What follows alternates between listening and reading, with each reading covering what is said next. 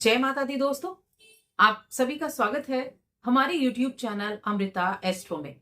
और हर साल की तरह आज इस वीडियो में मैं बात करने वाली हूं आने वाले नए वर्ष 2026 के मेष राशि फल के बारे में। देखिए, हर साल हम हर राशियों पर चर्चा करते हैं। कुछ जो अच्छा होने वाला है, जो सावधानियां होने वाली हैं, उनके बारे में चर्चा करते हैं। ऐसे ही आज की इस वीडियो में हम मेष राशि के लोगों के जीवन की महत्वपूर्ण बातों के बारे में यहाँ चर्चा करेंगे कि इस वर्ष में आपको क्या कुछ विशेष प्राप्त होगा और ये वर्ष आपको आपके जीवन में किस तरह से बहुत बड़े बदलाव भी देकर जाएगा। और ये देकर जाएगा ये नया वर्ष, क्योंकि इस नए वर्ष में कुछ ऐसे योग बनने वाले हैं जो आपके जीवन में बहुत फलदायी होंगे। देखिए, वैसे तो मेष राशि के लोगों के जीवन में अभी शनि की 7.5 चल रही है। पहला इसमें जो चरण है वो चल रहा है, लेकिन उसके बावजूद ये वर्ष बहुत बड़े बदलाव का कारण बनेगा। आपके करियर में, आपकी प्रॉपर्टी में, आपके जो ट्रेवल है उसके द्वारा बहुत बड़े बदलाव ये वर्ष लेकर आने वाला है।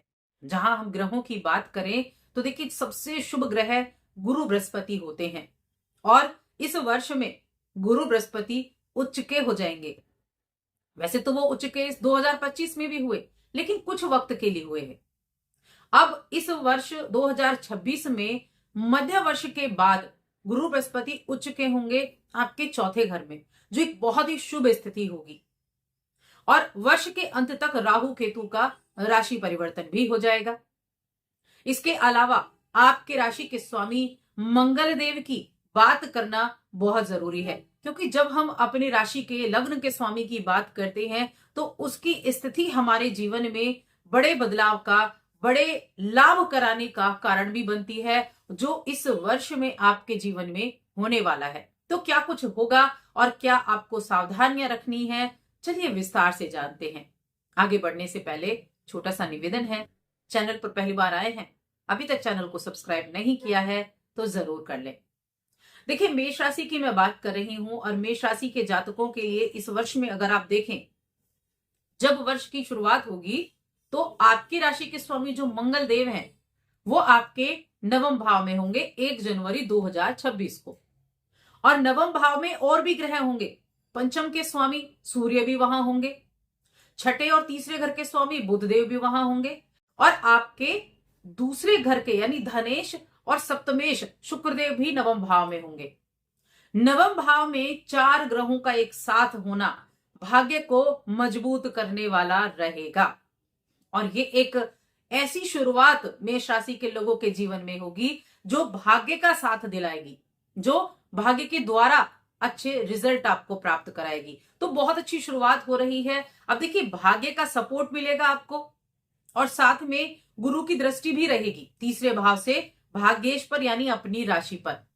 तो क्यों नहीं भाग्य साथ देगा। जब धनेश बैठेगा तो भाग्य के द्वारा धन की प्राप्ति भी होगी। और देखिए, राशि के स्वामी भाग्य में बैठे हैं, अष्टम के स्वामी भाग्य में बैठे हैं, तो प्रॉपर्टी से लाभ भी होगा। लेकिन ये लाभ कब होगा। देखिए, मंगल देव ना इस वर्ष में आपको प्रॉपर्टी से रिलेटेड बहुत अच्छे रिजल्ट देने वाले हैं। कब कब देंगे। जनवरी में 16 जनवरी से प्रॉपर्टी खरीदने का योग बनेगा। इसके बाद 11 फरवरी से प्रॉपर्टी खरीदने का योग बनेगा। उसके बाद मई मध्य में प्रॉपर्टी खरीदने का योग आपके जीवन में बनेगा। और 2 जून को जब गुरु बृहस्पति आपके चौथे घर में आएंगे तो क्या ही कहने। आपके जीवन में इस वर्ष में जो भी जातक प्रॉपर्टी खरीदना चाहते हैं, अपना खुद का मकान खरीदना चाहते हैं, वो आपको इस वर्ष में मिलने वाला है।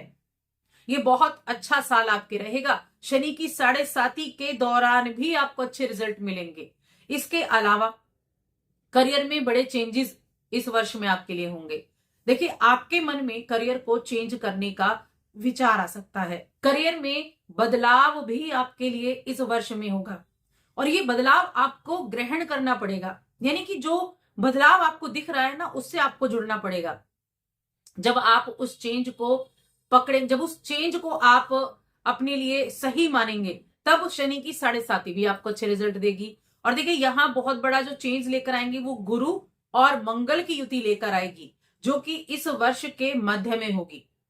गुरु जब उच्च के चौथे घर में होंगे तो करियर में बहुत अच्छे रिजल्ट मिलेंगे। इसके अलावा विदेश जाने का मौका मेष राशि के लोगों को इस वर्ष में बहुत ज्यादा योग बने हुए हैं।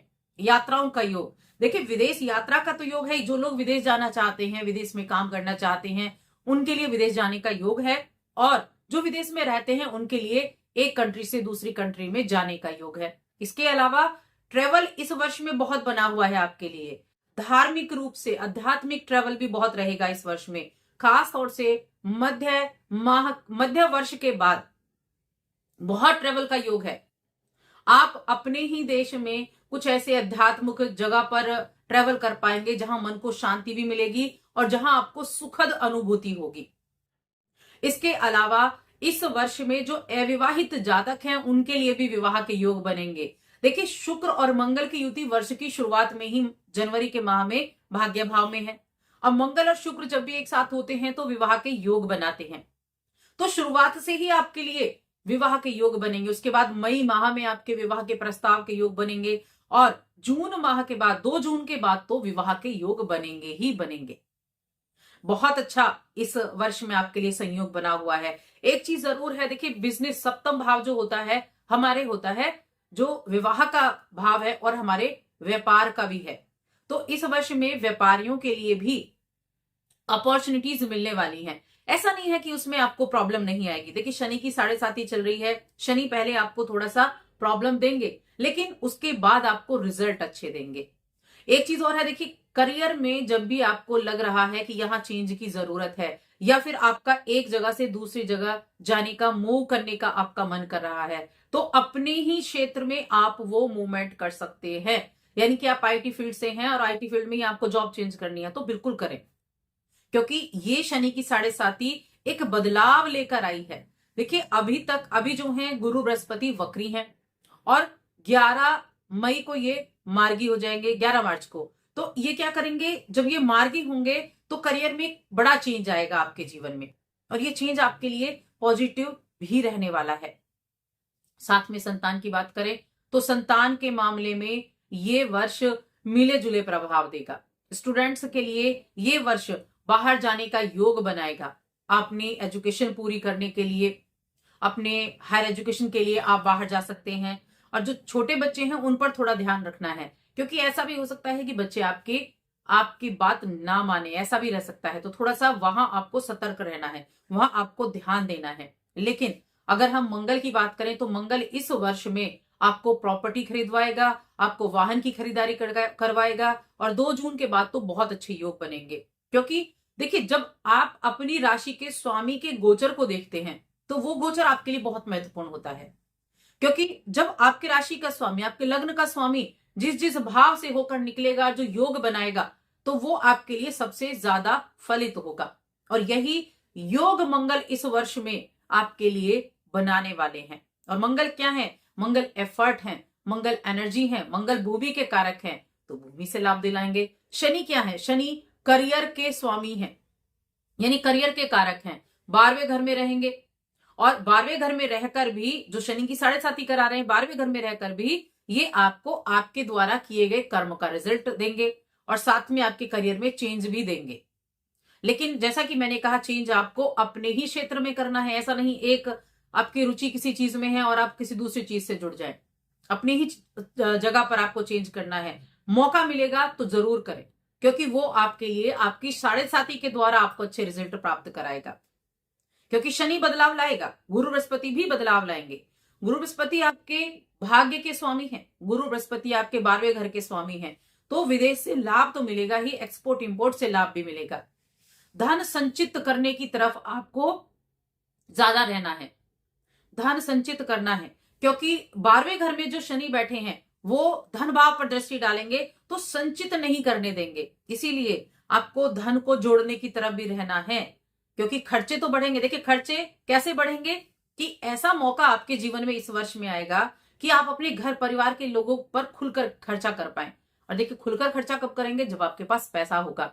तो आप इस वर्ष में अपने परिवार की जरूरतों को भी पूरा करेंगे, अपने परिवार के ऊपर बहुत खर्चा भी करेंगे। कुछ ऐसे कार्यक्रम इस वर्ष में आपके जीवन में होंगे जो बड़े पॉजिटिविटी लेकर आएंगे, यानी पैसा आपके पास पर्याप्त होगा। तो धन की स्थिति देखी जाए तो इस वर्ष में आपके लिए अच्छी होने वाली है, बहुत उत्तम होने वाली है। लेकिन शनि की 7.5 को हम नकार नहीं सकते, क्योंकि हर व्यक्ति के जीवन में दशा अलग चल रही होगी, किसी ग्रह की दशा, कहां प्लैनेट्स बैठे हैं, इसीलिए शनि के उपाय करना भी बहुत जरूरी है। और देखिए जो राहु की स्थिति है ना 11वें घर में, तो राहु आपकी इच्छाओं को जन्म देगा, इच्छाएं जन्म लेंगी और इच्छाओं को पूरा करने की तरफ एफर्ट भी कराएंगी। तो इसीलिए इच्छाएं आप जो इच्छाएं प्राप्त करना चाहते हैं उनकी तरफ आप एफर्ट जरूर करें, क्योंकि राहु जब इच्छा को जन्म देता है तो उसको पूरी करने का सामर्थ्य भी देता है। और मंगल क्या करते हैं, मंगल आपको एफर्ट करने का, आपको ऐसा साहस देंगे, ऐसे एफर्ट करने की हिम्मत देंगे। तो ये भी आपके लिए कारण बनेगा अपनी इच्छाओं को पूरा करने के लिए। अब आप इच्छाएं ही ना रखें, आप उनको पूरा करने की तरफ आगे चले ही ना, तो वहां दिक्कत हो जाएगी। इसीलिए ये वर्ष आपके जीवन में बदलाव भी लेकर आया है, धन भी लेकर आया है, कार्य क्षेत्र में चेंज भी लेकर आया है। तो बहुत ही सुखद ये वर्ष आपके लिए रहेगा। हो सकता है थोड़ा डिले हो जाए, लेकिन डिले इतना नहीं कि शुरू में शुरुआत किया और एंड में कुछ मिले, नहीं।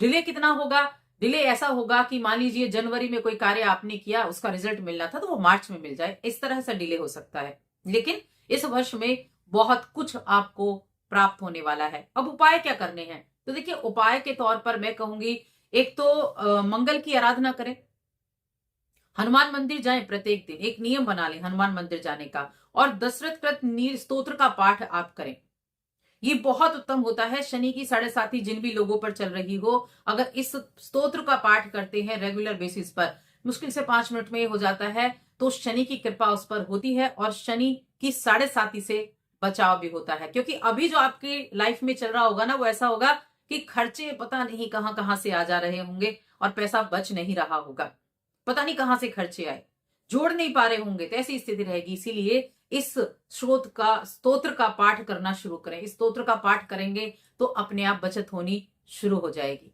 तो बस आज की इस वीडियो में इतना ही। वीडियो कैसी लगी हमें कमेंट करके जरूर बताएं। जय माता दी।